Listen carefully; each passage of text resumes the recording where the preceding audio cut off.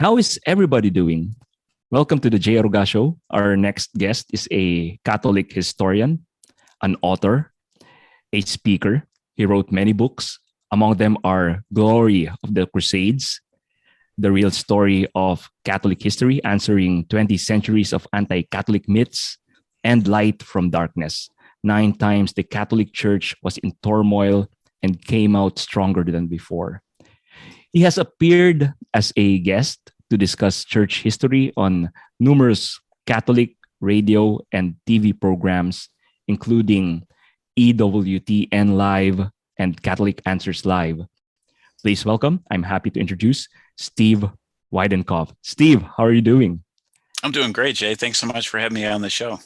Hey, how's everything there in the US right now?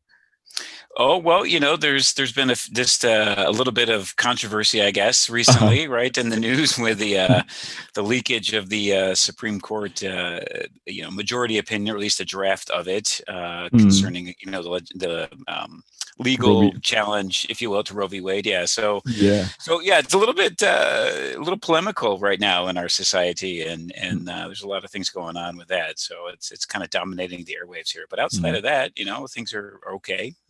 We're soldiering on, if you will. But nice. We'll pray for that, Steve, from the Philippines, because whatever happens in the US, it kind of like when the US coughs, the whole world like gets sick as well. So we'll pray for that, and hopefully Roe v. Wade would be overturned, and that would be another segment of church history for future historians to study. Oh, I know. It's amazing. Yeah. Thank you for the prayers. And we certainly hope that it is overturned. And, sadly, it's a divisive issue. It really shouldn't be when you think about it, right? I mean, we're talking about the most innocent and defenseless human beings anywhere. But sadly, it is in our society. So, yeah, we need to pray for that to be overturned, and just continued efforts for evangelization and catechesis on the part of Catholics here to help sway people to understand, the importance and the worth and dignity of human life. Yeah.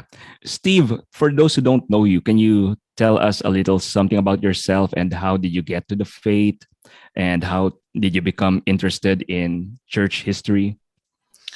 Yeah, sure, absolutely. I grew up in a military home. So my father was in the Air Force when I was a kid, and moved around to many different states throughout the U.S. But eventually we settled in Texas, and from there I launched myself into upstate New York and got an undergrad degree at Syracuse University in international relations. And there, while I was at SU, I took a part of my core liberal arts curriculum was to take a bunch of different requirements, and one way you could satisfy those was to take a concentrated series of courses on medieval and Renaissance studies.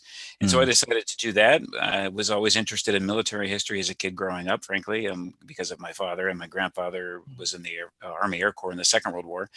And so I took those courses at SU, and there were a series of history courses, as well as fine arts courses, as well as literature. So really enmesh, myself in the medieval world. And it was there that I really grew to understand the contribution and the importance of the church during that medieval period. It came from a nominally Catholic home. I mean, we went to mass on Sunday, but I wouldn't say in any way, shape, or form. And we prayed, but I wouldn't say I was overly well catechized at all, frankly. But going to SU, that really brought the impact of the church in this historical epoch to my life. And so I began to be a little bit more serious about my faith, actually going to a very secular university, which is kind of the opposite of what most people would think. But, and so I just grew there in my faith. And then after that, I got out with my undergrad and came down to Washington, D.C. here and worked for a bit. And then, pursued a master's degree in theology. And it was there where at the Grad School of Christendom, took a series of church history courses and really loved those courses, and just continued to pursue, my study and understanding of church history, and to the point where, fast forward, 16 years ago, I guess now, I was offered an opportunity to teach at the graduate school, and that's where I do now. I teach a couple of courses on church history, as well as the Crusades, and like I said, I've been doing that for the last 16 years, and it's a great joy and passion of my life. Nice. We'll talk about church history in this episode today. I do a little apologetics Catholic apologetics myself here in the podcast. And one thing I take for granted is church history. The reason for that is I think Protestants would dismiss this easily. So I do the full scriptural approach. But how can we use history effectively in apologetics, Steve? Oh yeah, I think great question, and I think Mm, history is actually a central part of apologetics. I know a lot of Catholic apologetics is focused on, answering Protestant objections on Scripture or yeah. doctrine and these kinds of things, and that's very very important. But again, these doctrines didn't develop in a vacuum, right? They Mm, developed in the context of history, and the church is a living church, right? And so for 2,000 years, the church has been around and has lived out her experience of the Christian faith, rooted in the foundation of the apostles. And so, unless we understand the people, the men and women who have come before us in faith by studying our history, we really do a disservice as apologists, right, for the faith, because mm, many times the history of the church is attacked and yeah. direct, like specific events. I'm sure we'll talk about some of those Yep. during our time here, but Mm, but it's even more than that, right? I mean, we can address those historical mm, issues that people raise to try to attack the faith, attack the church. But even more so, if we as apologists don't have a grounding of the history of our faith, then we really can't be effective apologists. Because, mm, as I mentioned, all these different doctrines that we're trying to defend, developed over time. And I'm not saying, obviously they changed or this or that. Hopefully everybody understands what I mean by that. That, sure, we have revelation, we have sacred, so scripture, yeah. sacred tradition, but then, the living out of that faith, right, progressed over 2,000 years. And so we have to understand who the people were that lived before us, how they lived, what was important to them, what were the historical contexts in which they lived, in order to grow deeper in our own faith. And frankly, as part of Mm, any kind of catechesis, right, church history, the study of it has as its center, or it should, growing deeper in love with Jesus. That's the whole mm. point. And we do that by studying church history, I think, because we see how people have lived the faith before us. You kind of mentioned attacks on church, especially in church history. And in this day and age, disinformation is all around us, no matter how advanced our technology have become. But long before the internet age, the Catholic Church has been a victim lots of times by fake news, by quote unquote fake news. Why is this so? How do fake news about the church usually originate, especially throughout history? Yeah, no, again, another great question. And when Mm, you talked about how even before the modern age, right, the church was attacked for her history. And I mean, little known document in church history, mhm. but Pope Leo XIII in 1883 wrote a little work called Sepe Numero Considerantes, where he talks about the Oh, importance of knowing our Catholic history. And the context of his letter was he opened a portion of the Vatican archive, or actually opened the entire Vatican archives to outside scholars, to non-Catholic scholars, to anyone in the world who mm, wanted to come, who was a respectable scholar and went through the proper procedures, who wanted to come to the library to use the Vatican archives to do research, because he recognized, and he writes in that letter, how he didn't use the term, but it's our term, right? Fake news. mm. He recognized that there was this falsehoods of Catholic history that's being presented in the late 19th century, and he recognized that if we as Catholics allowed that to perpetuate, it could hurt people's faith, it could drive people away from the church, Mm, and it's unhistorical. It's not correct. And so he wanted any scholar who was somebody who was objective, could come in mm, and review the material and do research and help to perpetuate the authentic story of the church. So, but to answer your question, I mean, why do these myths kind of exist, or why have they existed? mm, I mean, a mm. lot of them, frankly, a lot of the ones that people believe about the history of the church in the modern age originate back in the 16th century. They originate with what I call the Protestant Revolution, more Oh, frequently okay. as the Protestant Reformation. Mm, But it begins there because many of the early reformers slash revolutionaries and those who followed them recognized that they had to illustrate and show that the Catholic Church wasn't the church of the apostles, right? It wasn't the mm, early church. The early church and the Catholic Church were somehow two different things. And so they tried to do that through history, right? Through attacking the church's history. They also, as events went on from the Protestant Revolution into the Enlightenment in the 16th and 17th and 18th centuries, you see Enlightenment thinkers using the history of the church or certain historical events against the church in order to lessen her influence in the world. So they would say things like, for example, well, I'm sure we'll talk about this later too, but in detail, but about the Crusades, they'll say things like, oh, look at these horrible Crusades. The Pope motivated these people out of religious zeal.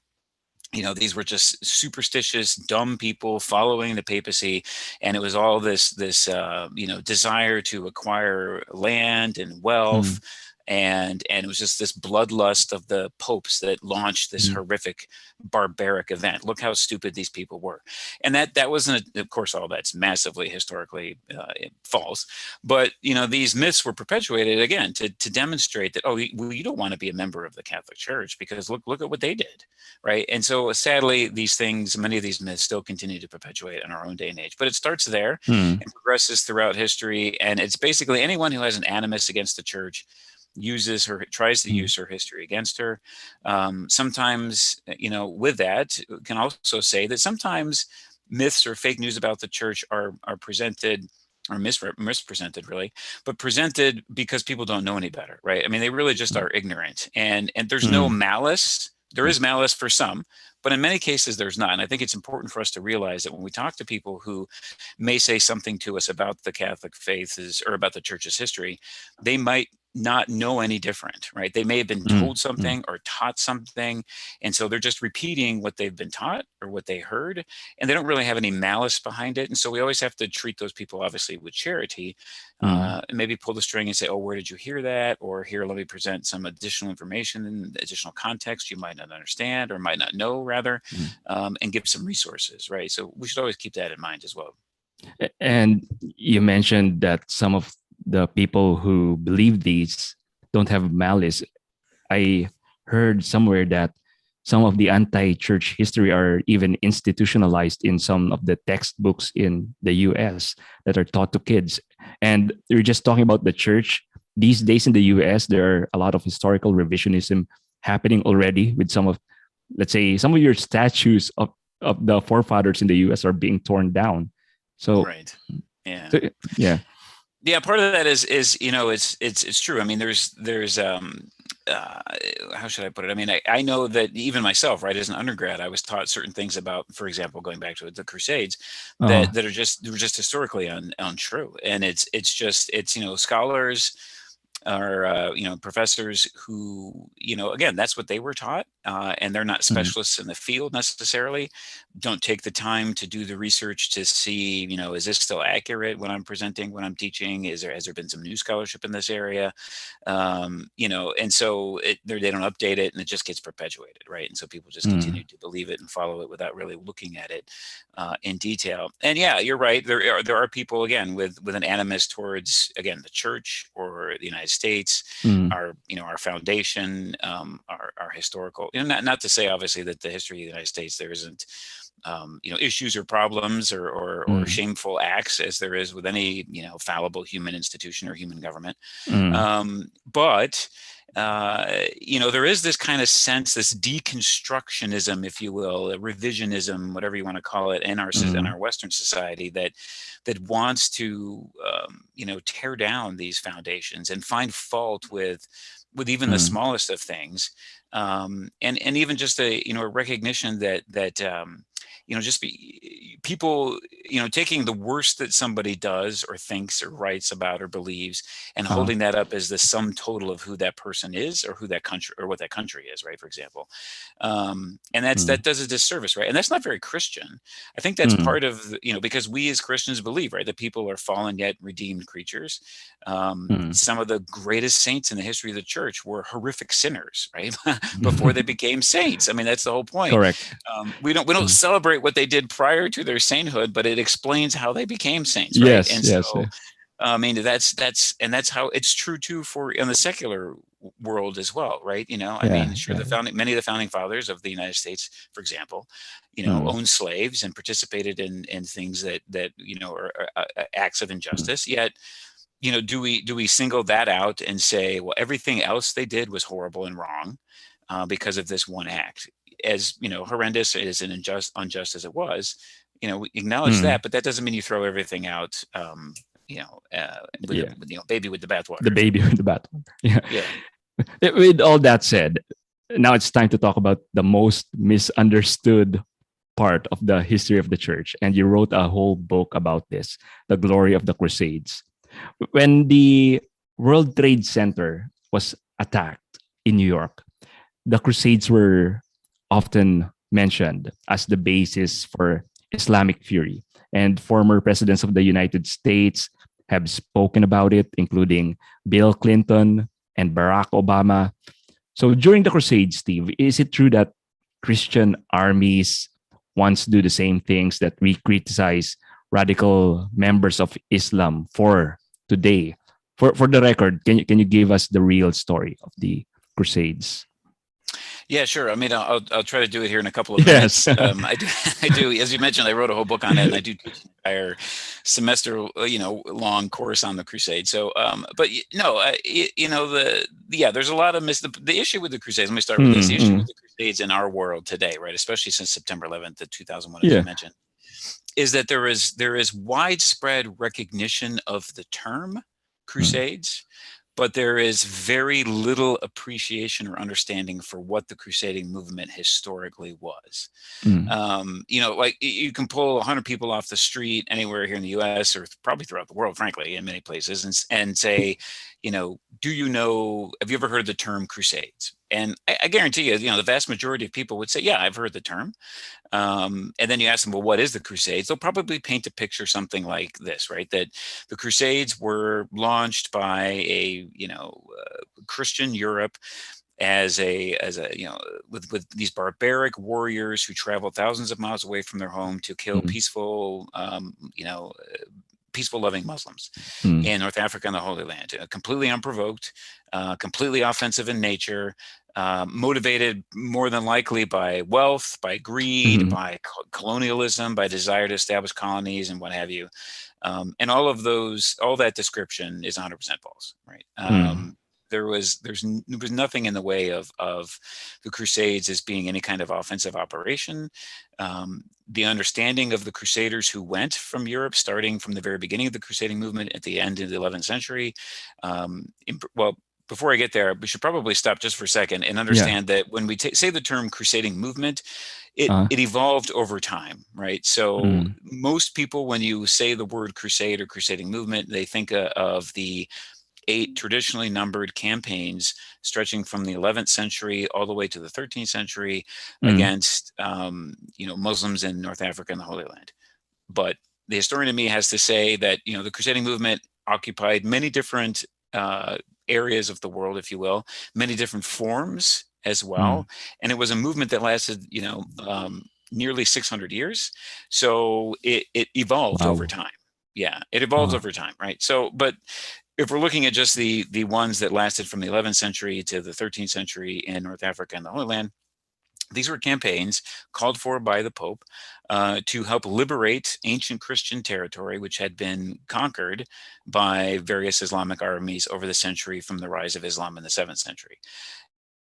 They began in the 11th century, primarily because of the arrival of a group of people known as the Seljuk Turks, who came down out of the Asian steppe into what is now modern-day Turkey. At the time was the Eastern Roman imperial province of Anatolia.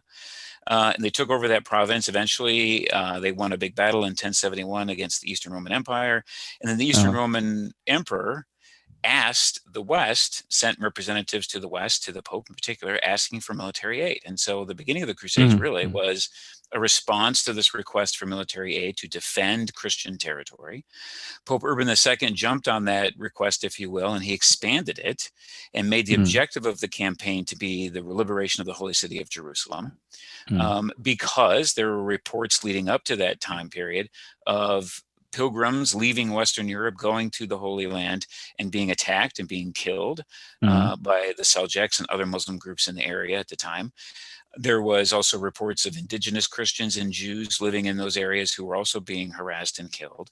And so this was in the minds of those who participated, these Christian warriors, it was an armed pilgrimage that was penitential in nature, that was Mm. defensively and part of a just war in order to defend those who were being attacked, Christians who were being attacked, as well as to recover property, territory that had once been Christian, all of which meets the criteria under the just war theory, if you will. So that's how Mm. what they saw they were doing, Mm. and that's how I think how we have to understand it, and it's the most historical way to understand those events. Mm.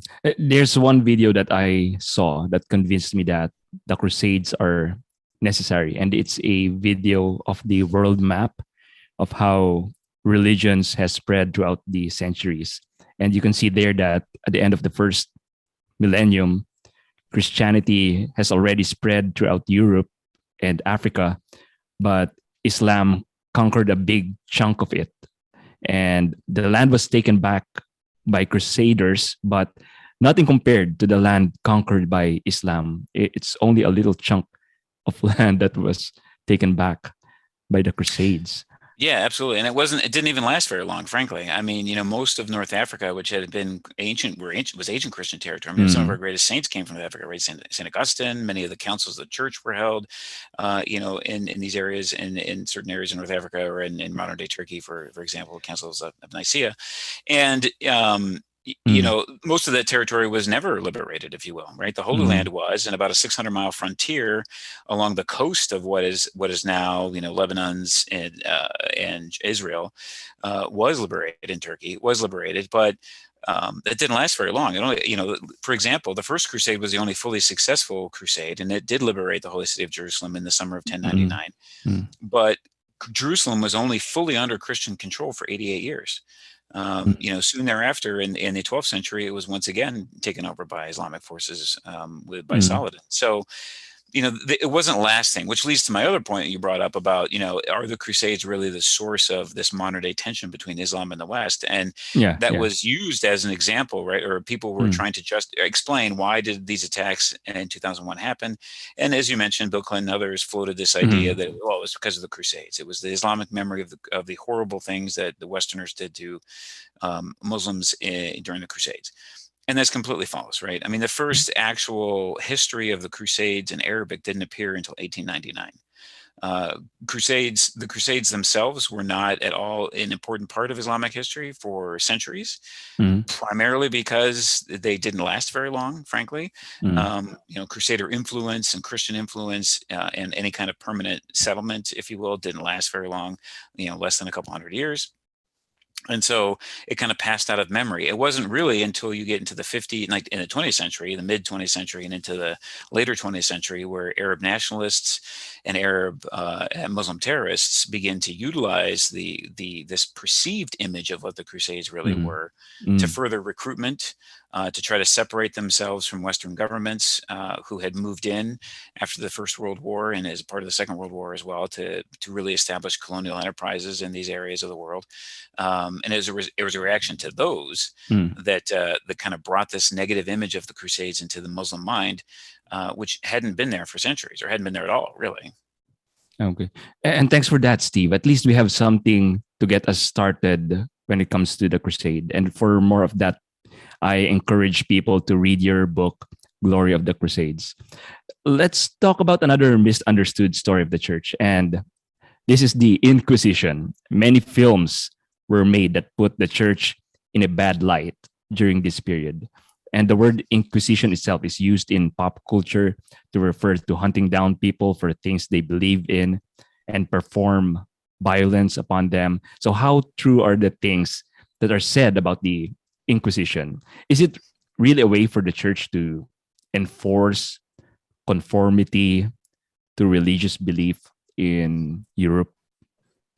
Yeah, exactly. Thanks for that. This is another one of the major misunderstood historical events, rather. And yeah, the Inquisition is, again, complex subject, complex topic with multiple different aspects and facets to it. But ultimately, yeah, the myth that many people believe or they think they know about the Inquisition is just that. It's absolutely a myth. I mean, the Inquisition, there was never any kind of all-powerful, church tribunal that oversaw all of the religious beliefs of medieval Europeans and punished violently those who disagreed with the church. Right. That's Not true. That never occurred. And I mean, how the so-called Inquisition began really was in the south of France. In the 13th century, you had a horrific and very widespread heresy known as Albigensianism, Mm. sometimes known as Catharism. It really has Gnostic kind of undertones to it, or I shouldn't say it did have Gnostic undertones to it, meaning that these Albigensians, these Cathari, believed that that all material things were bad, so the body is bad, spiritual things are good, your soul is good. They denied the incarnation, they denied the Eucharist, many of the sacraments of the church, and they even established their own counter church, if you will, in opposition to the church. And so what began to occur is that the church, prior to the end of the 12th century and into the 13th century, really didn't, if you will, kind of enforce any kind of belief or conformity. It was left up to the individual secular rulers, right, to kind of determine, to kind of put down heresy when it erupted, right? And so to think about that for a second, one of the things that, to take a sidetrack here, is that one of the things that most modern people have issue with or misunderstand about the Inquisition is they don't understand the context in which this occurred, right? And so in medieval Europe, heresy was seen not only as an ecclesiastical or church crime, but it also was seen as a secular crime, because this is the time of Christendom. This is the time where secular rulers are united very closely with the church. There's a separation of church and state. It's not like there's no theocracy or anything like that, but secular rulers governed in this way of promoting a Christian community, right? And so anything that threatened the Christian community, which heresy does, because heresy threatens the soul of those who are in the Christian community. If you believe a heresy, you place your immortal soul in danger of not being in heaven with God, right? And so that's a concern of the church. Secular rulers are concerned about heresy because heresy, if you study the history of heresy always bred violence. From the secular arm trying to put it down, from the heretics themselves, or from people taking it upon themselves to get rid of the heretics. It produces instability and violence in civil society. So civil rulers, secular rulers, were also concerned with heresy. And heresy, under the vast majority of kingdoms and principalities and dukedoms at this time in Europe, was a capital offense. It was a civil offense, and it was a capital offense, meaning you could be put to death. The punishment for it secularly was death. Under canon law, that's not true, right? Because canon law forbid the church from putting anyone to death.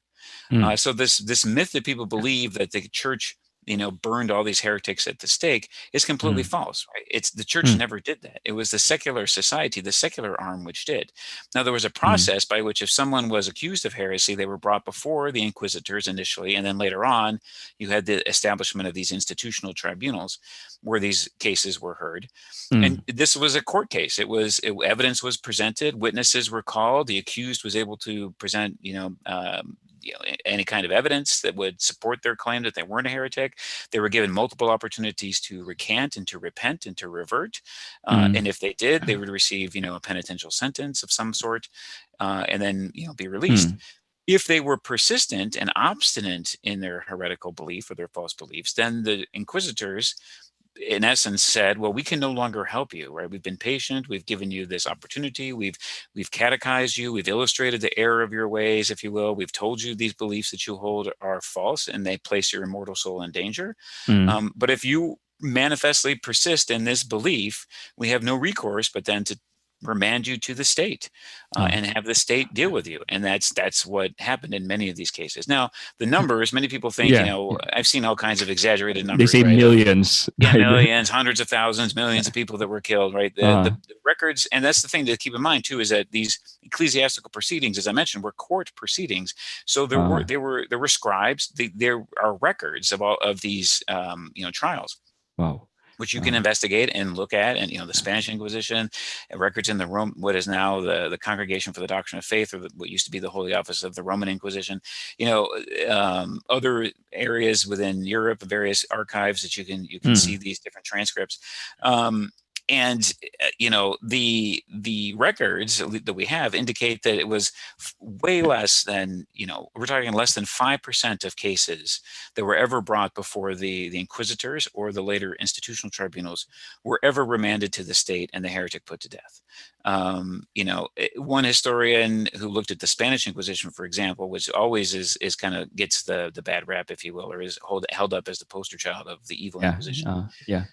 We're talking about 2,000 people over the course of the Inquisition, which again, it's not to make light of those who were killed. Yeah, of course. For their beliefs, obviously, but the numbers we're talking about here is no way, shape, or form what most people assume or what the myth would have you believe. Yeah, because there are other atrocities in the world that, like communism itself, has very large numbers of people killed.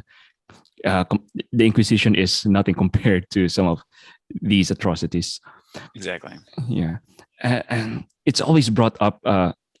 So let's move to another topic, and it's always brought up, especially by atheists, that the church is a staunch enemy of science, and it has been depicted in films such as Dan Brown's Angels and Demons. And of course, whenever this subject is brought up, Galileo is always part of the conversation. So what's the real deal with Galileo? So because in hindsight, did the church err here? And now that we know that the universe doesn't revolve around the earth, so what's the deal with Galileo?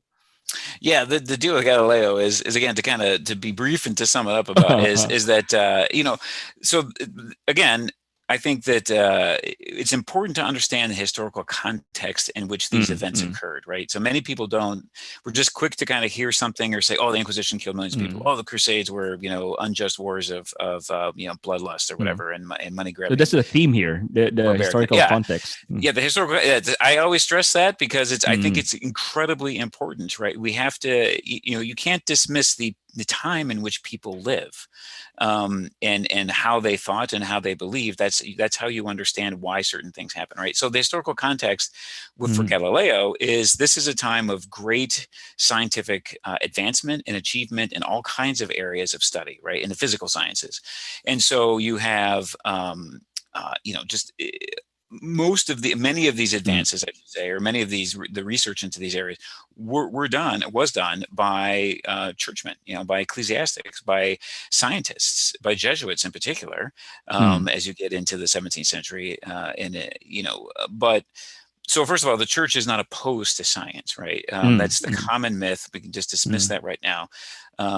St. John Paul II, in his encyclical Fides et Ratio, wrote in the prologue, in the very beginning of it, right? He said, faith and reason are like two wings upon which the human spirit rises to the contemplation of truth. Faith and reason, they're complementary. And what many people in the secular world do is they try to drive a wedge in between that and say, no, science and faith are opposed. And the church doesn't see that way. And it has never seen that way, frankly. However, there have been times, in the case of Galileo is one, where the church, perhaps it's a combination of both. Galileo overstepped his bounds by trying to get the church to agree to his unproven scientifically, theory of cosmology, basically embracing the heliocentric theory of Copernicus. The sun is the center of the universe and not the earth. Whereas, so Galileo overstepped his bounds trying to get the church to agree to something that was outside of her competence, was a question of physical science, not metaphysics, if you will.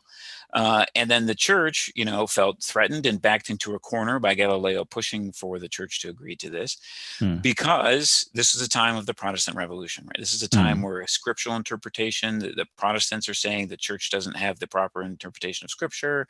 You don't need the church, you don't need any kind of magisterium or teaching authority to interpret or to guide, the understanding of scripture. You can do it yourself. And so that's the context in which the church lives. So here comes Galileo, and Galileo says, I agree with Copernicus and I have the proof for it. He didn't scientifically, right? The scientific proof for Copernicanism really didn't occur until the late 19th century with stellar parallax, but that's fine. It's a whole separate subject. But he tried to push the church to agree with him. And many theologians at the time, as well as, this is the other important point with Galileo, as well as most scientists at the time, secular scientists at the time, disagreed with the Copernican theory. Mm. They held to the Ptolemaic Aristotelian view of the world, where cosmology, where the Earth was the center of the world, of the universe. And so it wasn't just the church that was against Mm. Galileo. His fellow scientists also disagreed with him Mm. vehemently on the subject. But Galileo pushed the church to accept it, and the matter was brought before two inquisitions, Roman inquisitions. Mm. One in 1616, where it was believed that the heliocentric theory is not in conformity with, at the time, the accepted interpretation of certain passages of Scripture, which seemed to point to Mm. about the truth of the Aristotelian Ptolemaic view. And so Mm. Galileo was told at that time, it was just the teachings that were under review, if you will. He himself wasn't at that time. He was told that he can continue to research this issue and Mm. privately, but not teach it publicly. And he agreed with that injunction for a number of years. But in 1629, he then published a book, the Dialogue Concerning Two Chief World Systems, Mm. in which he publicly advocated for the heliocentric theory, putting himself at odds with that previous injunction from the Roman Inquisition. He was then once more brought before the Roman Inquisition, now much later, this time as in his 70s, or close to his 70s. And was told, "Hey, you violated this injunction." And he said, "Yes, I did." And he offered to retract what he had published. He was given a light penance as a result of it. He was never tortured, although people think he was. Never tortured, never put in prison. Was placed under house arrest, and even the penance that he was asked to perform, which was a recitation of the penitential psalms, he asked and petitioned the Inquisition if his daughter, who was a nun, could say the penance for him, and that was granted. So he didn't even have to do the penance. His daughter did it as proxy for him, if you will. So he was not, this horribly abused martyr of intellectual freedom that he's usually held up to be at all. Now, fast forward in the 20th century, St. John Paul II issued a commission, or established a commission to look at this event. And they published a report in 1992, which you can find online and read. And in there, the commission indicated that, the Roman Inquisition of 1616, when they made this judgment against the heliocentric theory, it was, as this report calls it, a subjective error in judgment. But they recognized that, again, dealing in the context of the time, it was understandable decision, but it was an error in judgment. And so that's how we really, as Catholics, should see what happened here with Galileo. And from what I read, Galileo's assertion is not completely correct as well, because he was saying that the sun is the center of the whole universe. Right. And as we know by now, that it's not. It's just the center of the solar system, right, but not the whole universe. Exactly. And this is the only example that anti-Catholics give when they say that the church is anti-science. And that's why I don't think it holds really that the church is anti-science. Yeah. Let's talk about moons, for example. There's just many moon. A lot of craters on the moon, for example, are named after Jesuit priests, because they were the ones who took an interest in the telescope and astronomy and all of its advances, even at the time of Galileo. Some of his supporters actually were Jesuit scientists, and who tried to corroborate the things that he had observed. And so, it's just a the whole, the church as opposed to science is just, it's a lazy canard, if you will. It's a lazy attack on the church, because it of all the different events, clearly, all of them definitely are not true, but this is clearly one that is definitively, easily, kind of brushed away, if you will. But so many people believe it. Yeah, and as we know, Father George Lemaitre is that the father of Big Bang, and is that Gregor Mendel, the father of genetics. So exactly. Let's talk about another myth, one last one, because I love Pope Pius XII, because he wrote Humani Generis, and it's very good. It's an encyclical that teaches us how we should take the creation story in light of the theory of evolution. However, Pope Pius XII, according to critics, they say that he served Hitler and is now known to be Hitler's Pope. So is this true? During the World War II, is the Vatican like they didn't do anything for the Jews during that time? Is there truth to it? Yeah, no, this one is again fairly easily brushed aside, if you will, and no, it was not true. I mean, Pius XII himself was a man who, you know, extended charity to everyone throughout the Second World War as best as he could. He had Jewish friends when he was growing up. I mean, he even learned Hebrew. The man was a gifted linguist and polyglot. I mean, he was, lived a very heroic life in a very difficult time in the church's history, with many kinds of and different forms of pressures upon him.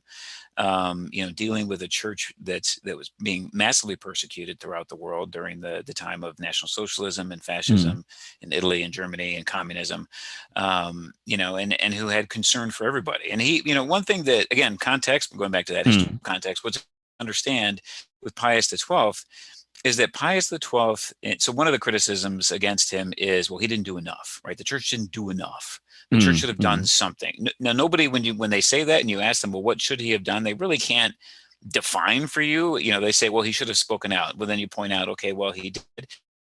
Radio gave, here's instructions he gave to his nuncios to have the bishops of the world hide as many Jews as they, or in areas where the Nazis had occupied these countries, to hide Jews. He worked diligently to try to actually, even before he became Pope, when he was Secretary of State as Eugenio Pacelli, he worked diligently to try to get visas for German Jews in particular to leave Germany and to travel to other places in the world where they could, be free and not be harassed and persecuted. So he showed great concern. He came to the United States actually as Secretary of State and gave speeches, against anti-Semitism.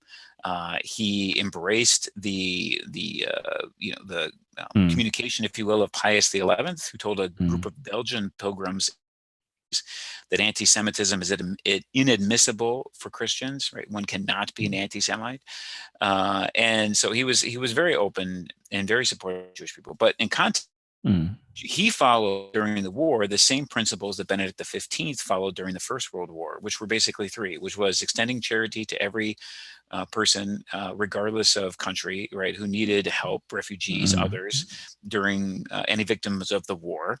Perfect neutrality, the church and the Vatican in particular. And another thing to remember, right, the church and the Vatican had just recently, at that time, been recognized as an independent country, an independent nation, a city-state in the world.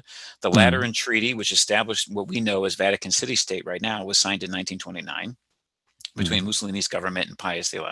So you had, it's its own legal entity, if you will, in the world, besides being, the church. So there's the church, there's the Vatican. You have to keep those two kind of separate sometimes and politically in the world. But so anyways, perfect neutrality. The Vatican City State was not going to take a side at all during either war. Because some people will say that. Will say, well, if he was totally against Hitler and wanted to protect the Jews, why didn't he come out on the side of the Allies? Again, he's following Benedict XV's, principles of the First World War. The Vatican's neutral. We're not going to pick a side. Which makes sense if any rational person sees that should be the case. And because the Vatican obviously is concerned more than just about politics, right? There's extra territorial concerns, if you will, right? Supernatural concerns of the church. And then the third principle was to perfect neutrality. And call for peace throughout, as often as he could throughout the war, which Pius XII did. And so, anyways, one great Jewish historian, Pinchas Lapid, wrote a book soon after, in the 60s, soon after the Second World War. So within living memory of those who had gone through the Holocaust in that horrible time. And he estimated, he's a Jewish historian, not a Catholic historian. He estimated that the church and Pius XII together saved approximately 860,000 Jews through their efforts throughout the war, which equates to, I forget the percentage now, but it's a large, maybe a third of all of the Jews who survived the Holocaust. which is amazing, and this is an independent Jewish historian who came up with that estimate. So this whole, again, notion, this myth, this fake news that Pius XII is Hitler's pope or had some animus against the Jewish people is completely and absolutely historically false. I heard it came from a play called The Deputy. Is that the title of that play? Yeah, it was in 1963. A man by the name of Roth Hochhuth, who actually was a member of the Hitler Youth, and had some ties to some, pro Hitler factions, if you will, or at least I shouldn't say. He at least was sympathetic, I guess, in some ways to National Socialism. But he wrote a play called The Deputy, in which the main character, is or Pius XII, I should say, in the play is portrayed as being somebody who's aloof, who's cold, who doesn't risk anything and doesn't, step in to help the Jews.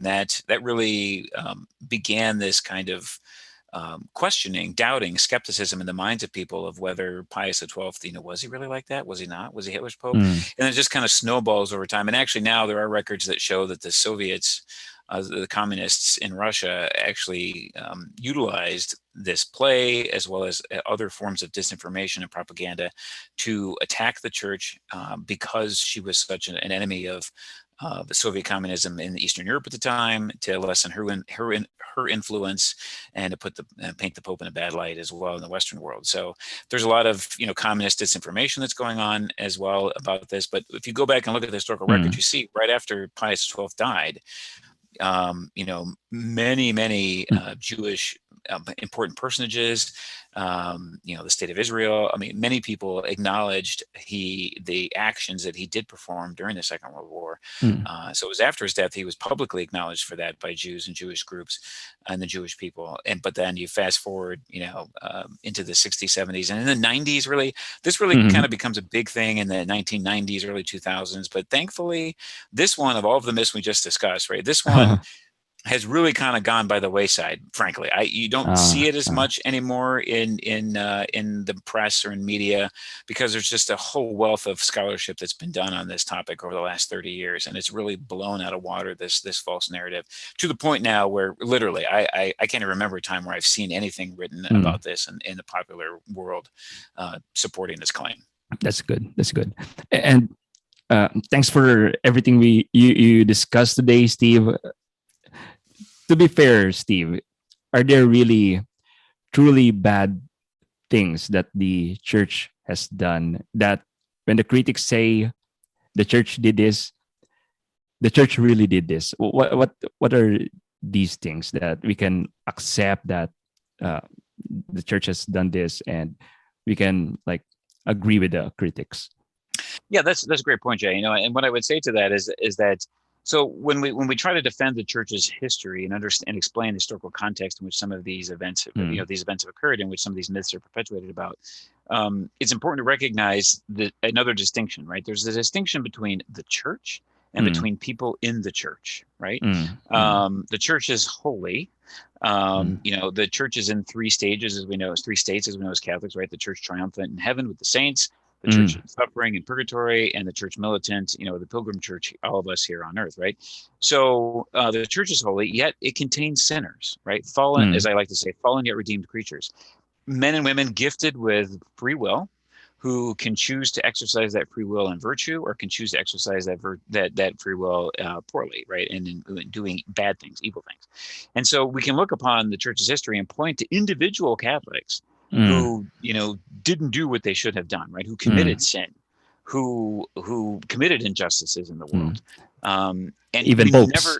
Even popes, yeah, exactly right. And never, we don't ever say, no Catholic ever did, any of these things. We can't, own slaves, or did, performed horrible event, or killed innocent people. I mean, that's sadly we can't say that that's not true. It is true. We don't whitewash our history, but we have to distinguish again between the church teaching something, and individual Catholics ignoring what the church teaches and doing what they want to do anyways. That's where I think a lot of people, at least people I engage with, who misunderstand that a lot, right? They'll say, well, the church supported slavery. I say, well, no, actually, here's a whole litany of papal doctrines showing that the church never supported, for example, the slave trade of Africans, or indigenous people in what is now South and Central America. They say, well, people were enslaved. Yes, they were, and they were enslaved Mm. by Spanish and Portuguese colonial individuals. Were these people Catholic? Uh, Yes. Were they following the church's teaching? Absolutely no. So just mhm. because an individual Catholic, doesn't follow the church's teaching or is disobedient to it, doesn't mean the church supported it. Such a huge thing we have to keep in mind when we talk about this. Mm. And that's why I said sometimes I said earlier, right? People are malicious always in their attacking of the church's history. They just misunderstand. And so we have to point out those distinctions and give Mm. them, resources with which to think about these things in a different way. So yeah, to Mm. sum up and to answer your question, we don't whitewash any of the things that individual Catholics have done throughout the history of the church. But we also don't just blindly accept, these myths that people perpetuate about the Mm. church's either. So we accept the evil when it has occurred, but then we also try to defend and illustrate what the narrative is saying that is false and wrong. Steve, these are good stuff. Thanks for accepting my invite. We've come to the end of the episode. I just Oh, wow. want to ask you one final thing to close the episode. How do we fight these anti-Catholic attacks, especially what we see in the internet right now? Because these are just few of the hundreds of myths that were thrown at the church. And as a young person who is just surfing the web and probably saw a YouTube video that attacks the church, what's the best mindset they should have, and how should they proceed from there? Yeah, great question. I mean, the best way to proceed from that is to frankly to question Mm. what you see and what you read, and again, even me, right? I mean, you can read my Mm. books and the things I've done. I mean, I don't hold myself up to be the perfect example of having all of the information or knowledge, right? But Mm. so if you read something that I write, it's research, for example, it's footnoted. So you want to Mm. go to the Mm. exact source, go to the source. So, but my larger point is yeah, question those things, right? You see something that says, oh, the church did this. Um, Mm. regardless of what that is, right? Or the church believes this. First of Mm. all, look at the source, know the source. What is this source? Is this a Catholic source? Is it a secular source? Is it a Protestant source? Know the Mm. source, first of all, Mm. so, because Okay. that gives you an indication of maybe the perspective of the person, presenting the information. So Mm. know the source. I'm not saying reject the source out of hand, but just Mm. know it first of all. Mm. Then if it should raise questions in your mind, and if it does raise questions in your mind, great. Then seek out legitimate sources where you're going to get good information. And those could be Catholic sources or non-Catholic sources. Some of the greatest Mm. historians over the last 40, 50 years that have done a lot of research in these areas of anti-Catholic myths that we've talked about are not Catholic. Many of them are not even Mm. Christian, right? But they are virtuous men and women who follow the historian's tradecraft and present the historical record objectively and correctly. So seek Mm. them out as well, right? Always look at what you're reading. Look at the footnotes. Who does this author use as a source? Do they use primary material, secondary material? If you can, find that yourself and read it. But I would also just encourage and say, Mm. skepticism is not a bad thing, right? I Mm. mean, Mm. we have God gave us a mind, a rational mind, for a reason, right? To use our reason and to investigate these things and to find the authentic source, which is, again, use such things like Catholic Mm. Answers and other areas that are Mm. presenting things not from a personal perspective, but from the church's perspective, and know Mm. that you can trust that source, and you can counter that with other sources that you might see, right? Mm. So always take that into account. I never tell people necessarily to just reject things out of hand, or don't Mm. read this or don't read that. You have to form yourself first, root yourself in authentic scholarship and authentic knowledge from good sources. Mm. But you can find little nuggets and pieces of information and goodness in most things. Mm. You just have to be discerning. So Nice. Thanks for that. Hey, Steve, please invite the audience to your work, and where can we follow you on social media? Yeah, sure, absolutely. So I'm on Twitter and Facebook as well. Just type my name and you'll find me. I have a website. It's my name, steveweidenkopf.com. It's all one word. And on there, you'll find different things, my books. I have my books up there that you can see, and various blog posts and stuff that I've written. Great. Probably the greatest resource, frankly, in one place would be to go to Catholic Answers, to their website, which is just catholic.com. And, I have to search my name, and many articles that I've written for them online will come up, and you can go into the shop and find my books. Even those not published by Catholic Answers, they carry on their shop as well. So that's probably the best place to go. One good place to go, one-stop shopping, if you will. All right. Thanks again, Steve. You're a blessing. This has been another episode of the J. Aruga Show. At the end of the day, it will be night. Goodbye.